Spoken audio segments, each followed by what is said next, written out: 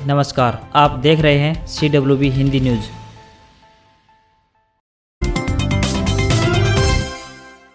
काम की खबर, सरकारी अस्पतालों में नहीं लगेगी मरीजों की लाइन, घर बैठे करवा सकेंगे एडवांस रजिस्ट्रेशन। मंत्री अनिल विज ने किया ये ऐप लॉन्च। हरियाणा के स्वास्थ्य मंत्री अनिल विज ने कहा है कि आमजन के हित के लिए लोगों को अस्पतालों में लंबी लाइनों में लगने से निजात दिलाने के लिए स्वस्थ हरियाणा मोबाइल ऐप लॉन्च किया गया है। इस ऐप के माध्यम से कोई भी मरीज प्रदेश के किसी भी नागरिक अस्पतालों में अपना इलाज करवाने के लिए रजिस्ट्रेशन करवा सकता है। अनिल विज ने यह बात स्वस्थ हरियाणा मोबाइल ऐप लॉन्च के दौरान कही। यह ऐप गूगल प्ले स्टोर पर भी उपलब्ध है।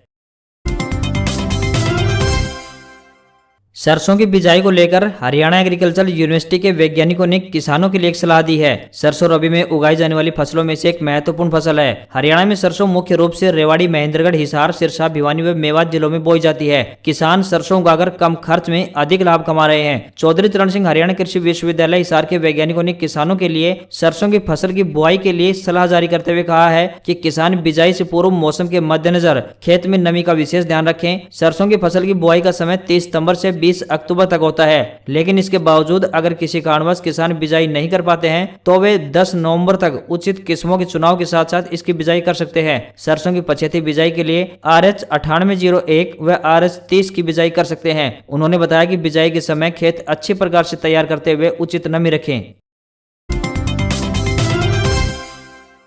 आयुष्मान योजना से जुड़ी हुई महत्वपूर्ण खबर, नंबरदार व उनके परिवार को भी मिलेगा आयुष्मान भारत योजना का लाभ। हरियाणा के उप मुख्यमंत्री दुष्यंत चौटाला ने घोषणा की है कि राज्य के नंबरदार एवं उसके परिवार को आयुष्मान भारत योजना का लाभ दिया जाएगा, जिसके तहत 5 लाख रुपए प्रति वर्ष कैशलेस इलाज करवाया जा सकेगा। डिप्टी CM, जिनके पास राजस्व एवं आपदा प्रबंधन विभाग का प्रभार भी है, ने मंगलवार को यहां अधिकारियों की बैठक के दौरान यह बात कही। दुष्यंत चौटाला ने कहा कि राज्य के नंबरदारों व उनके परिवार के सदस्यों को मुफ्त में आयुष्मान कार्ड बनाकर दिए जाएंगे। ये कार्ड प्रदेश में कॉमन सर्विस सेंटर व इन पैनल्ड अस्पतालों में बनाए जाएंगे। उन्होंने बताया कि प्रदेश में 612 अस्पताल आयुष्मान भारत योजना के तहत जुड़े हुए हैं, जिनमें से 436 निजी व 176 पब्लिक अस्पताल शामिल हैं। उप मुख्यमंत्री ने बताया कि प्रदेश में करीब 20,000 नंबरदार हैं, जिनके परिवारों को केंद्र सरकार की उक्त योजना का लाभ मिलेगा। चरखी दादरी में DAP खाद की किल्लत को लेकर किसानों व महिलाओं ने जमकर बवाल काटा। विधायक सोमवीर सांगवान भी समर्थन में पहुंचे। पिछले कई दिनों से DAP के लिए भागदौड़ कर रहे किसानों का सब्र मंगलवार को जवाब दे गया। किसानों व दर्जनों महिलाओं ने पुराने अनाज मंडी के मुख्य गेट पर ताला लगाकर धरना दिया। दादरी से निर्दलीय विधायक सोमवीर सांगवान भी किसानों को समर्थन देने पहुंचे। धरने के बाद किसानों के एक प्रतिनिधि मंडल ने सोमवीर सांगवान के नेतृत्व में उपायुक्त प्रदीप गोदारा से मुलाकात की। उपायुक्त ने आश्वासन दिया कि बुधवार तक दादरी में पर्याप्त DAP खाद पहुंचने की संभावना है। मंगलवार को सैकड़ों किसान DAP के लिए दादरी अनाज मंडी स्थित सरकारी दुकान के सामने लाइनों में लग गए, जहां पर महिलाओं व लड़कियां भी खाद के लिए घंटों तक लाइनों में नजर आई। लेकिन घंटों बाद पता चला कि खाद नहीं पहुंचा है, तो किसानों का सब्र का बांध जवाब दे गया।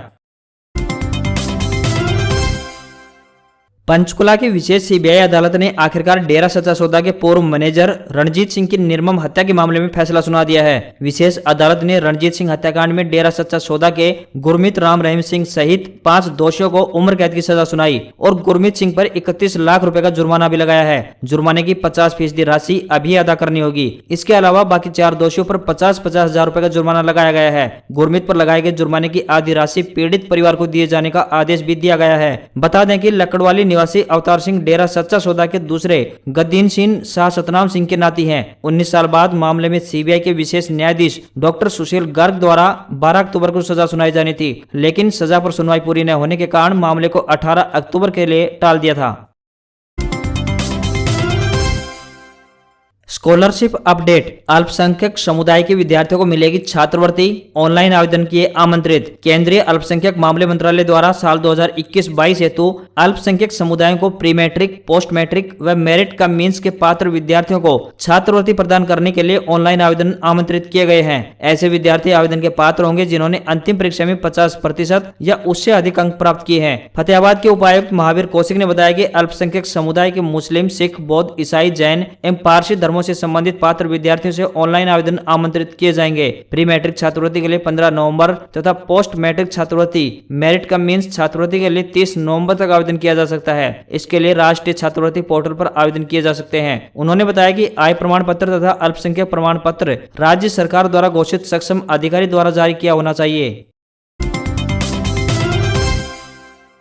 1509 धान के भाव से किसानों में खुशी, 2931 रुपए प्रति क्विंटल बिका। कपास का उत्पादन कम होने से निराश किसानों के लिए 1509 धान का उत्पादन उम्मीद के मुताबिक होने के साथ साथ भाव भी बीते साल से अधिक मिलना राहत देने वाला है। मार्केट कमेटी उचाना में दर्ज रिकॉर्ड के अनुसार 1509 धान का भाव सोमवार को 2931 रुपए प्रति क्विंटल तक रहा। बीते साल इन दिनों में 1911 रुपए प्रति क्विंटल तक था। इस साल बीते साल से 1000 रुपए प्रति क्विंटल अधिक भाव किसानों को 1509 धान के मिल रहे हैं। इससे किसानों को आर्थिक रूप से भी फायदा होगा। इंडियन नेशनल लोकदल के प्रधान महासचिव व इलाहाबाद उपचुनाव में इनेलो प्रत्याशी अभय सिंह चौटाला ने कहा कि जिन पार्टियों के पास अपने प्रत्याशी तक नहीं है, उनसे इलाहाबाद की जनता अथवा क्षेत्र के विकास की उम्मीद कैसे की जा सकती है। उनका ये इशारा सीधा भाजपा के नेता गोविंद कांडा की तरफ था। इनेलो नेता मंगलवार को इलाहाबाद हल्के के गाँव अरनियावाली, गंजरूपाणा व रूपाणा बिश्नोइया में अपने जनसंपर्क अभियान के दौरान ग्रामीणों को संबोधित कर रहे थे। इस दौरान अनेक लोगों ने विभिन्न राजनीतिक दलों को अलविदा कहकर इनेलो में शामिल होने की घोषणा की। इस पर इनेलो नेता अभय सिंह चौटाला ने उन्हें पार्टी चिन्ह की पट्टिकाएं पहनाकर उन्हें इनेलो में शामिल करते हुए उन्हें सदैवपूर्ण मान सम्मान देने का भरोसा दिलाया। पेट्रोल के बाद टमाटर भी पहुंचा 100 रुपए के करीब। त्योहारी मौसम में टमाटर हुआ लाल तो वहीं प्याज निकाल रहा है आंसू।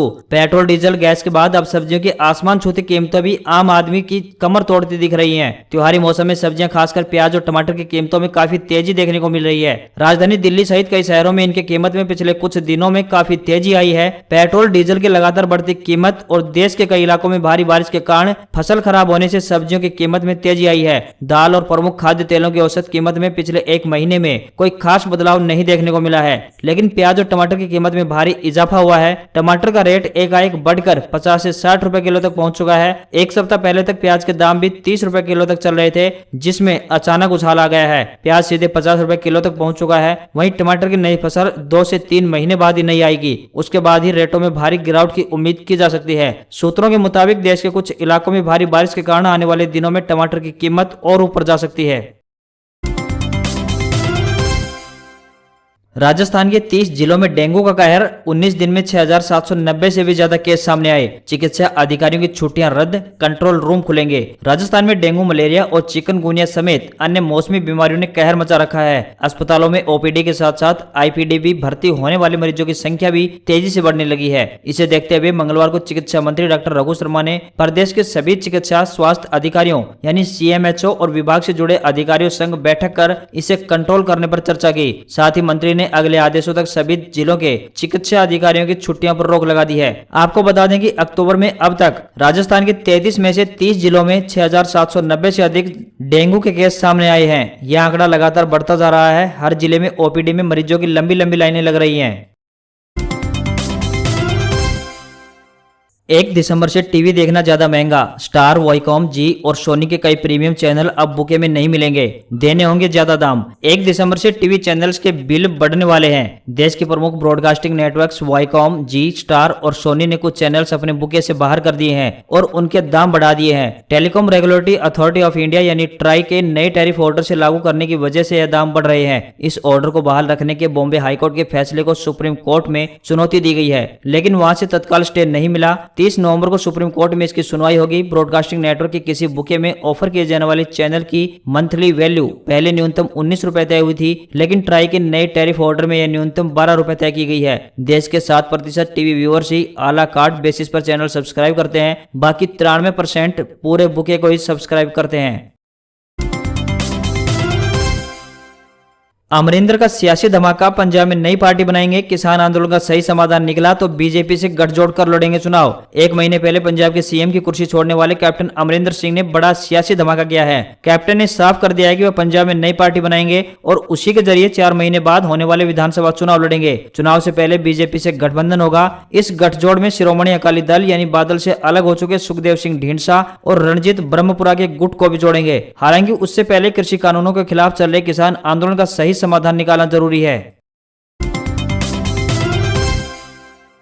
उत्तराखंड में भारी बारिश के चलते हालात बेहद खराब हो गए हैं। यहां मंगलवार को 21 और लोगों की मौत हो गई है। सबसे ज्यादा कुमाऊं क्षेत्र प्रभावित है, जहां कई मकान जमींदोज हो गए हैं और मलबे में कई लोग दबे हुए हैं। नैनीताल का संपर्क राज्य के बाकी हिस्सों से कट गया है। यहां तक आने वाली 3 सड़कें भूस्खलन के चलते ब्लॉक हो गई हैं। वहीं भारी बारिश के चलते नैनीताल जिले में काठगोदाम रेलवे स्टेशन को जोड़ने वाली रेलवे लाइन भी बह गई है। राज्य के मुख्यमंत्री पुष्कर सिंह धामी ने बताया कि जल्द ही सेना के हेलीकॉप्टर यहां मदद और राहत पहुंचाने के लिए पहुंच जाएंगे। इनमें से 2 हेलीकॉप्टरों को नैनीताल और एक को गढ़वाल भेजा जाएगा। उन्होंने 4 धाम यात्रियों से अपील की है कि वे जहां भी हैं वहीं रुक जाएं और मौसम साफ होने के बाद ही यात्रा को दोबारा शुरू करें। हल्द्वानी में गोला नदी पर बना पुल बारिश के चलते दरक गया है। नैनीताल में नैनी झील के पास माल रोड और नंदा देवी मंदिर में पानी भर गया है। वहीं उधम सिंह नगर में नानक सागर बांध के सभी गेट खोल दिए गए हैं। उत्तराखंड पुलिस के साथ मिलकर एसडीआरएफ ने सोमवार को केदारनाथ से लौट रहे 22 श्रद्धालुओं को बचाया। उधर केरल में बारिश के चलते तबाही का मंजर देखा जा सकता है। यहाँ 12 से 18 अक्टूबर के बीच बाढ़ और भूस्खलन में 38 लोगों की जान चली गई है, जबकि 90 घर पूरी तरह से बर्बाद हो गए हैं। बांधों में पानी का स्तर बढ़ने के बाद मंगलवार सुबह 6 बजे एर्नाकुलम जिले में इदामलियार बांध के 2 गेट खोल दिए गए हैं।